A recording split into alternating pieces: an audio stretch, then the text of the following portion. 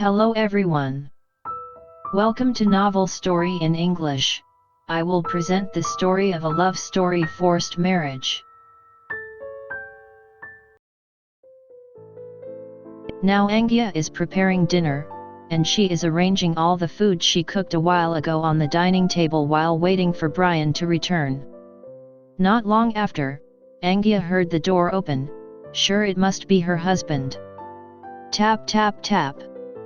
The sound of footsteps began to pass through Anggia just like that without even glancing at her. "Sir," Anggia called Brian, who had started to move away from him. "Sir," called Anggia again because Brian didn't care at all. "Sir, I beg you to respect me just a little," said Anggia. Brian started to stop in his tracks. Because he heard Anggia's words, he began to turn his body and walked over to Anggia, and now the two of them were facing each other with Brian staring intently at Anggia's eyes that looked teary. "Isn't enough money my father has given me all this time?" Brian asked sarcastically. "It means?" asked Anggia again because she did not understand. "You said you wanted to be appreciated.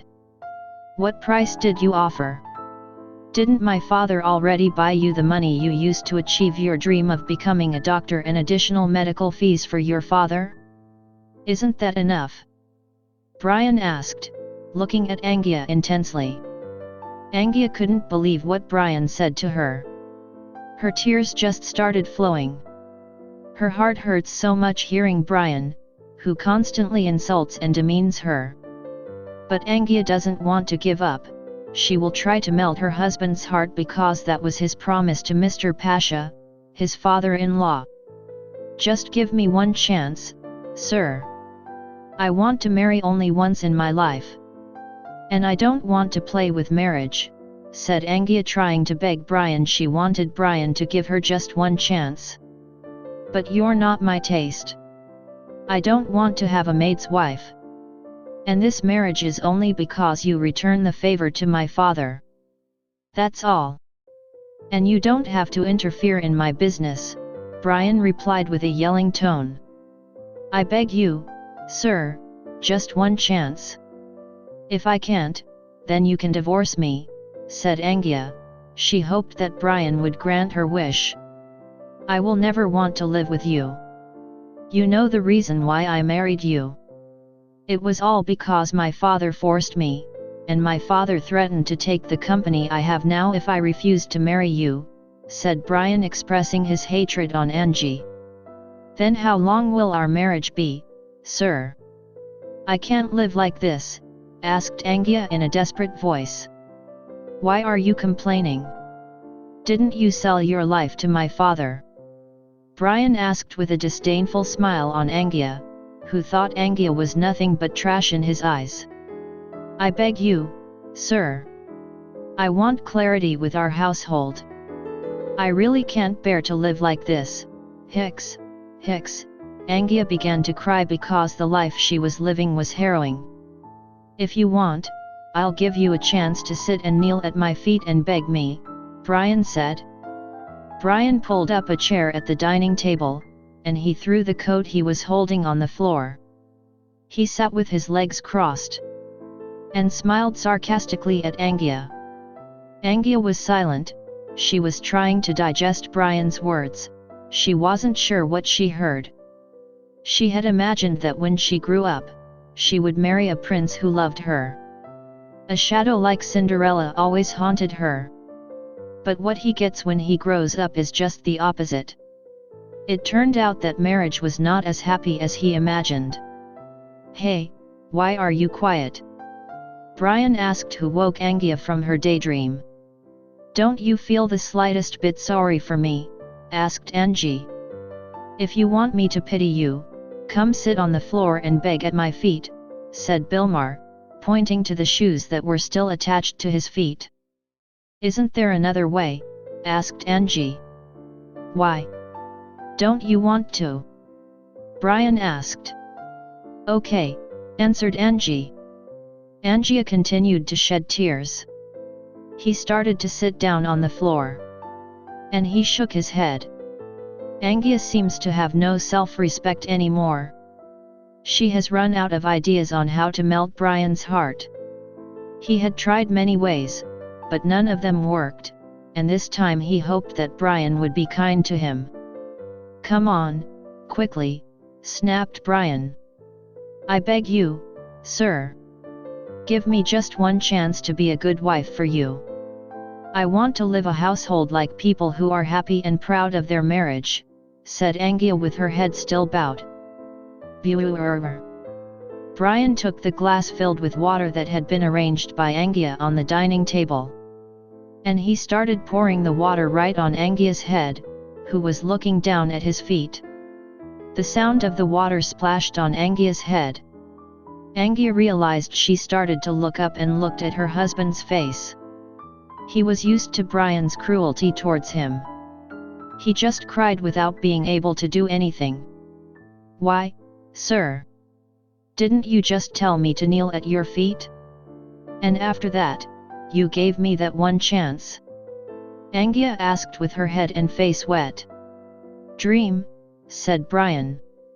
Brian got up from his seat. He stood up and pushed Anggia's tiny body until she fell on the floor.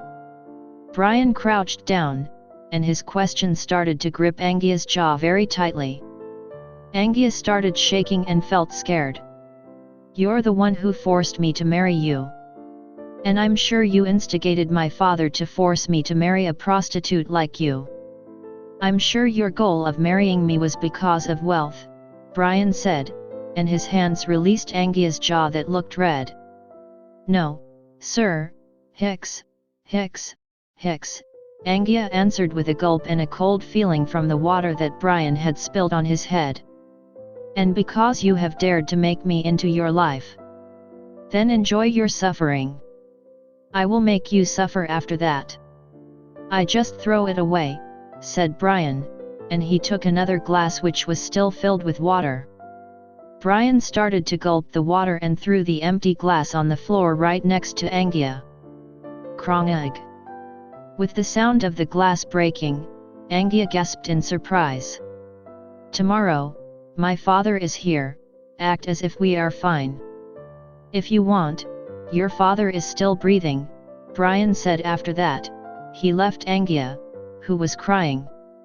He doesn't care what Anggia's condition is. He knows that Anggia is very guilty because he has agreed to his father's wish to become his wife. In accordance with what Brian said last night that today Pasha will come to visit them with Cindy. And this afternoon, Brian's father indeed came. He came to make sure that his child's household was okay. Now Pasha was sitting on the sofa. They had just arrived, and Anggia began to serve tea for her mother-in-law. "How is your household?" Pasha asked Anggia. "It's fine, Dad," answered Anggia, who was sitting on the sofa also facing each other with her mother-in-law. "Good. If Brian is rude, tell Dad," said Pasha, his eyes fixed on Brian, who was sitting next to the sofa he was sitting on. "Father is strange. People's children are defended by their children in a corner," said Cindy sarcastically, who sat side by side with Pasha. "I'm not defending anyone, and if you dare to do anything to Anggia, you will face me," Pasha said to Cindy. Pasha knows that his wife doesn't like Anggia. Just because Anggia is a maid's son. However, Pasha matches Anggia with Brian because he already knows very well what Anggia is like. And Pasha also wants Brian to change for the better and leave his character, who always pursues worldly pleasures. Pasha thinks the most appropriate person is Anggia, the son of his maid. He loves Anggia because Anggia was always there and accompanied him when he felt alone. So Pasha already considers Anggia his child. Pasha does not know what happened to the household that Anggia lives with Brian. He doesn't know Anggia has been living in a household that always brings tears to his eyes. A family that was built with a sense of compulsion and hatred is the journey of their family. Then he did not know that Anggia was very hurt and insulted by all of Brian's words and actions to Anggia. Brian has been married for more than a year. Do you not intend to give me a grandson? Said Pasha. No luck yet. Well, Brian replied casually. Pregnant? Impossible. Anggia thought. Yes, you are right, replied Pasha. Or maybe my father's son-in-law is barren, said Cindy, looking at Anggia. Mom, what are you talking about? Annoyed Pasha. Cindy never talks by thinking about how other people feel. Having an abundance of treasures makes it dark to the eye.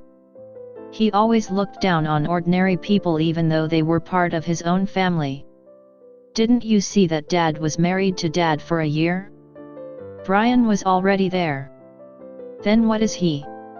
It's been almost 2 years. Well, he's married, repeated Cindy, not wanting to lose to Pasha. Anggia didn't answer. She just lowered her head. She was confused and didn't know what to do. His weak self is constantly humiliated without knowing what the actual condition is. Anggia, you're an obstetrician, right? Asked Cindy. Yes, ma'am, answered Anggia politely. You are an obstetrician, try to check yourself, maybe you are infertile, don't always check on other people, repeated Cindy. Mother, said Pasha because he could not hear his wife's words. Tisk, Cindy clucked, annoyed because Pasha yelled at him just because of a servant's son. Brian, you guys just join the pregnancy program. I want to pass my wealth on to my grandson before Dad dies, Pasha said to Brian. Brian was silent, he was thinking, he had never touched Anggia, and he didn't want to touch Anggia. Then how did the woman get pregnant? What kind of pregnancy program did she wish to participate in? Brian, did you hear Daddy talk? Asked Pasha. Yeah. We've tried, but we can't help it yet, Brian lied. If Anggia can't even give us a grandchild, what if Brian just remarries? Said Cindy, issued a very genius idea according to him. No. Pasha replied firmly and did not want to be denied.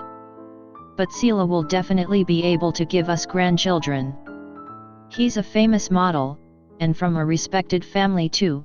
We will be very proud to be part of their big family, said Cindy, who didn't want to give up. Deeg. Anggia's heart is not just sliced and sliced.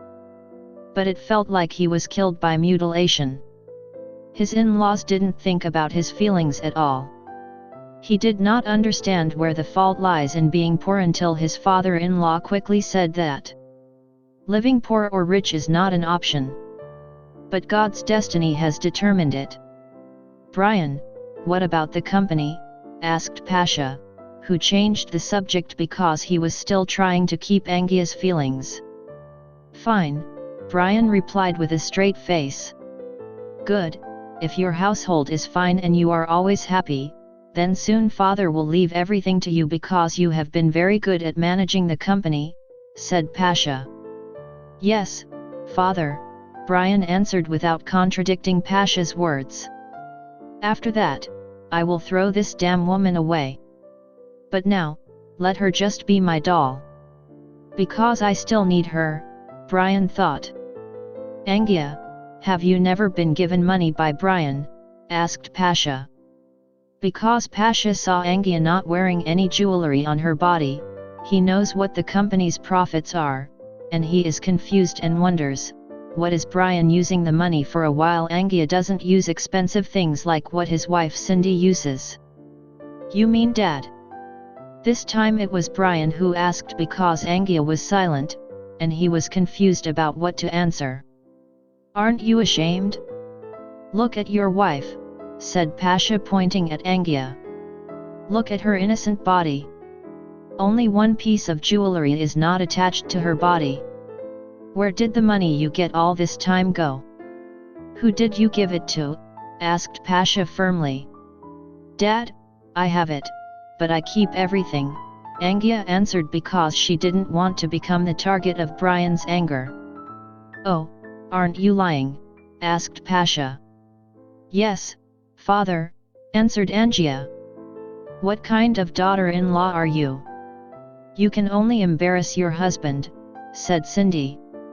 "Then we'll go home first, and you guys don't ever fight," Pasha said to Brian. Yet, Brian replied. Anggia started kissing the back of Pasha's hand, then Cindy's hand, but Cindy quickly brushed it off. He did not want Anggia to touch his clean and smooth hands. Had to touch Anggia's hand, which he considered very disgusting. Pasha and Cindy started to leave Brian's apartment. And leave Brian and Anggia. Thank you so much for watching. Don't forget to subscribe, like and comment. See you, bye bye.